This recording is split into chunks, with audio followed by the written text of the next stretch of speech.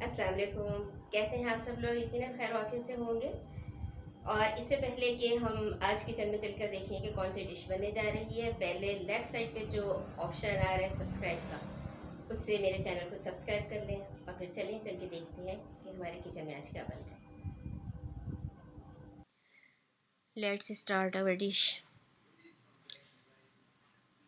बिस्मिल्लाहिर्रहमानिर्रहीम। हमारी आज की डिश है भुनी माश की दाल। भुनी माश की दाल इसलिए कहते हैं कि ये शोरबेदार नहीं होती, बिल्कुल अलग अलग एक एक दाने के हिसाब से पकाई जाती है और पकने के बाद भी बिल्कुल अलग अलग रहती है। इसीलिए इस मसाला भून के पकाते हैं, तो इसीलिए हम इसको भुनी माश की दाल कहते हैं। इसे खड़े मसाले की माश की दाल भी कहते हैं। और खड़े मसाले की माश की दाल का मतलब हरगिज़ ये नहीं कि सारे मसाले खड़े करके डाले जाएंगे, बल्कि इसका मतलब ये है कि इसमें ये मसाले पीस के नहीं डाले जाएंगे, बल्कि काट के और कूट के या काट के डाले जाते हैं। इसे शाही माश की दाल भी कहते हैं। और शाही माश की दाल इसलिए कहते हैं कि ये बड़ी स्पेशल तरीके से बनती है और इसका जायका बहुत ही अच्छा होता है। और अगर आप इसे बिल्कुल एक्यूरेट तरीके से पका लें तो इसकी मौजूदगी में फिर आपको, आप हरगिज़ कोई भी कोफ्ते हो, कौरमा हो किसी भी तरह का, तो आप हरगिज़ उससे पहले नहीं खाएंगे। पहले आपका दिल यही चाहेगा कि पहले आप माश की दाल खाएं। ये इतनी मज़े की होती है और इतनी आसान पकाने में कि हमारे मर्द हज़रात भी इजीली पका सकते हैं। दाल पकाने के लिए ये 1 पाव माश की दाल मैंने ली। इसके पकाने का तरीका ये है कि पहले हम 4-5 घंटे पहले इसको पानी में अच्छी तरह धो के तो विदाउट नमक भीगने के लिए रख देंगे।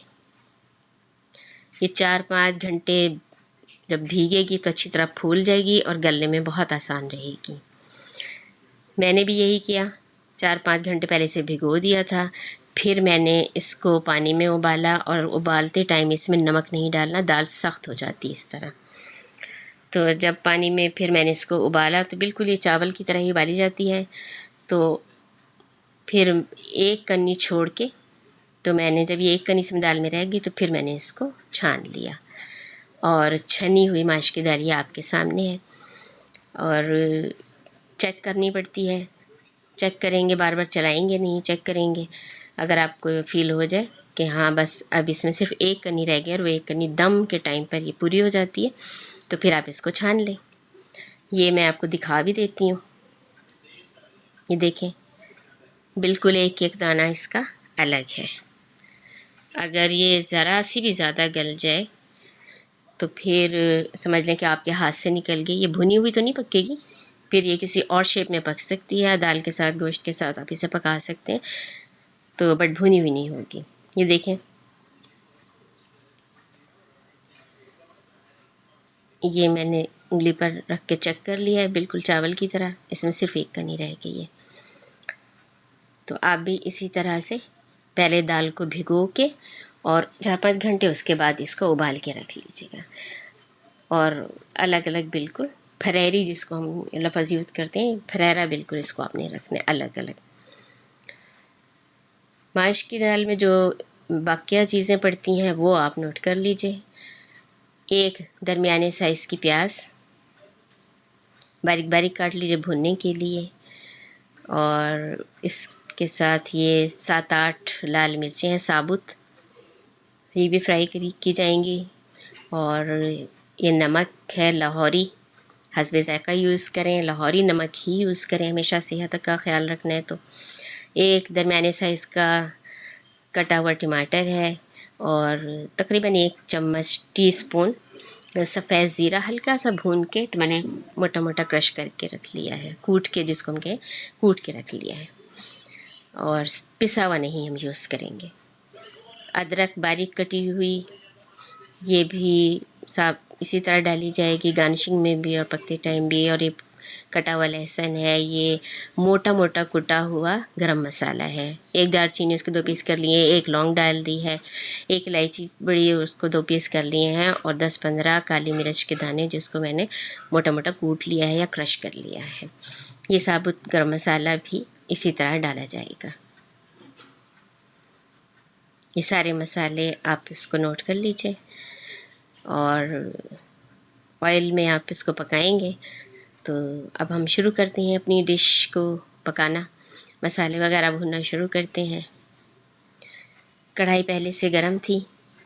अब मैंने इसमें ऑयल डाला है और इसमें मैं ऑयल गरम हो जाए तो प्याज फ्राई करूँगी।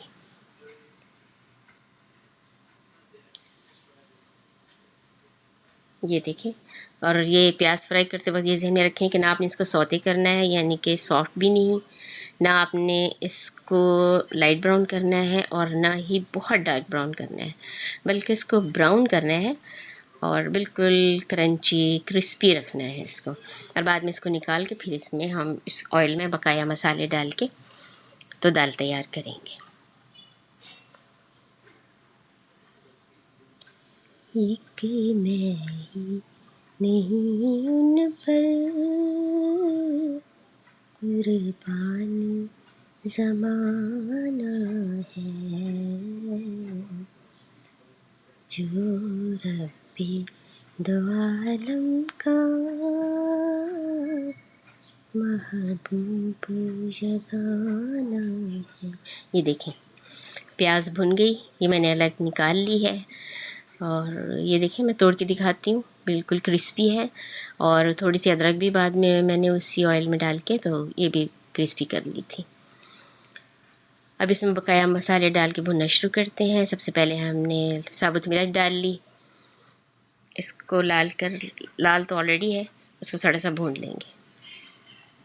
फिर इसमें बाकी मसाले यूज़ कर दिए, टमाटर है, ज़ीरा है और लहसुन, गरम मसाला, ये सारी चीज़ें हमने इसमें डाल ली हैं और इसको हम फ्राई कर रहे हैं। थोड़ा सा जब ये भुन जाएगा, हमने टमाटर को बहुत ज़्यादा मेल्ट नहीं इसमें करना, खड़ा खड़ा रहे तो भी ठीक है। ये देखें, अब जब ये हो गया है, तकरीबन होने वाला है, तो अब हम इसके अंदर अपनी माश की दाल भी इस्तेमाल कर लेंगे, यानी कि डाल देंगे। माश की दाल डालकर इसको अच्छी तरह चला लें। ये देखिए, अगर ये बहुत गल गई होती तो टूट जाती, लेकिन चूंकि बहुत गली हुई नहीं है, कनी है, तो टूटी नहीं है और बिल्कुल ठीक है। अब हम ज़रूरत महसूस करेंगे तो पानी का छींटा भी दे लेंगे इसको दम देते वक्त।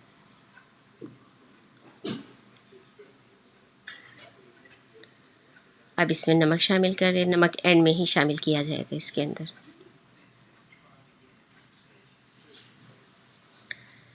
अच्छी तरह मिक्स करने के बाद तो फिर हम इसको बंद करके तो दम दे देंगे। ये अब दम दे दिया है, मीडियम आँच है इसकी। और एक ज़रूरी बात, ये आज के वीडियो का मैसेज है कि जितनी देर दाल दम पर है उतनी देर में मैं आपको ये दिखा देती हूँ कि जो कोल्ड ड्रिंक्स हमारे घरों में आती हैं, इसको कभी भी खाली होने के बाद साबुत इसी तरह मत ज़ाया करें। इस तरह से ये होता है कि जो जाली कोल्ड ड्रिंक्स बनाने वाली दुकानें होती हैं, कंपनियां तो हम उसे नहीं कह सकते, वो कूड़े में से इनको उठवाते हैं और इसी को हल्का सा धो के ऊपरी कूड़ा साफ़ करके इसी में जाली कोल्ड ड्रिंक भर के तो दुकानों पर सप्लाई कर देते हैं। तो हो सकता है वो हमारे घरों में भी पहुंचती हों। तो इसको ज़ाया करने का बेहतरीन तरीका ये है कि आप इस पे छुरी से कट लगा दें, इसको काट के आप ज़ाया करें ताकि ये दोबारा यूज़ ना हो सके। कूड़े में आपका स्वीपर ले जाएगा, वो बड़े कूड़े में डालेगा, वहाँ से वो कबाड़िए ले जाएंगे, कबाड़ियों के पास से फिर वो आगे जाएगा और जरासीम से भरी हुई कोल्ड ड्रिंक हज़ार बीमारियों का बाइस बनने वाली वापस आ जाएगी। तो इससे जाली कारोबार पर ज़र्ब लगाने का तरीका बेहतरीन ये है, अपने हिस्से की ज़िम्मेदारी पूरी करते हुए कि इसमें टक लगा के फिर इसको ज़ाया करें। और ये वीडियो इंशाल्लाह जहाँ जहाँ जाएगी वहाँ वहाँ मुझे यकीन है कि उसके बाद उन घरों में साबुत बोतलें कभी भी नहीं फेंकी जाएंगी और इस तरह कम अज़ कम हम अपने हिस्से की ज़िम्मेदारी ज़रूर पूरी करेंगे। तो हमेशा बोतल को काट के ज़ाया करें। अब हम आते हैं अपनी डिश की तरफ। देखिए कितना अच्छा इसमें धुआं भरा हुआ था, भाप बनी हुई थी। और इसमें हल्का सा पानी का छींटा मैं दे रही हूँ, क्योंकि मुझे फ़ील हो रहा है कि थोड़ा सा इसको और हो जाना चाहिए। और बस इसके बाद ये तैयार हो जाएगी। अभी मैं इसको चेक भी कर लूँगी, और तैयार होगी तो फिर हम इसको सर्विंग डिश में निकाल लेंगे।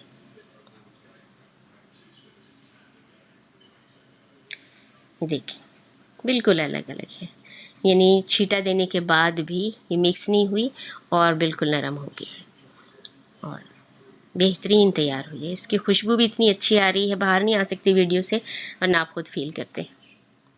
अब हम इसको सर्विंग डिश में निकाल लेंगे और इसको गार्निश कर लेंगे।